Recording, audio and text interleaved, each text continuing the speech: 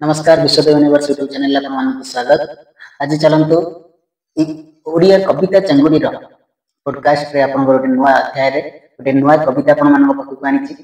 कविताटी हम बहु वर्ष तले लिखिथिली। जदि किछि त्रुटि थाए निश्चित रूप क्षमा प्रदान करिवे। मो कोनसी माने गोटे भल कवि बोली मु कहनी कि मो मन को जहा आसीथिला मु से तले लिखिथिली। हमर मैट्रिक प्लस 2 समय रे कविता मु लिखिथिली। मोर 53तम कविता एटा थिला। कवितार नाम थिला धैर्य। अभी तो समय होनी लिखि पारुनी कविता किंतु जहा लिखिथिली त आपन मानक पाखरे पहुंचबा निश्चित रूप प्रयास करूछि। धैर्य कवितार नाम अछि तथापि कहूछि धैर्य धर। धैर्य बोली खाली ना लिखिथिली किंतु यार प्रकृत जदि ना कहबी तथापि कहूछि धैर्य धर बोली कवितार ना रहइबो। लहू जेते मोर लुह होई बहे पोछिबाकु हाथ आसेना कहार तथापि कहूछ धैर्य धर। कंटकित पथे चली चली एठी लहू झरे सते अबाकी नीर सिक्तय पथ लुहरे मोहर तथापि कहूछ धैर्य धर।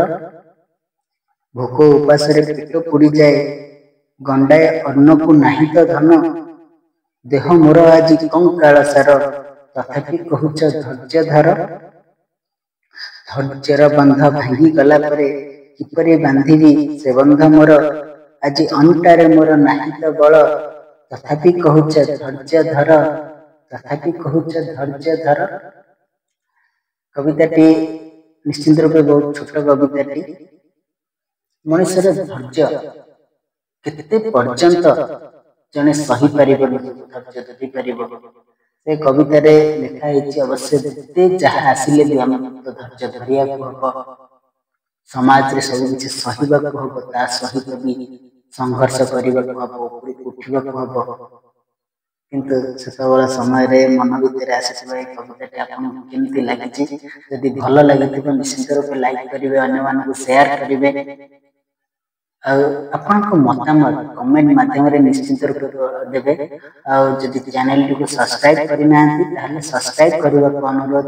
आज ए कविता चांगुडी रे एतिकी पुणी देखा हबो आ गोटे अध्याय रे आ गोटे बहुत सुंदर कविता को नेकी आपन मानक पाखरे पहुंचीबी। सेतबेले जय नमस्कार जय जगन्नाथ।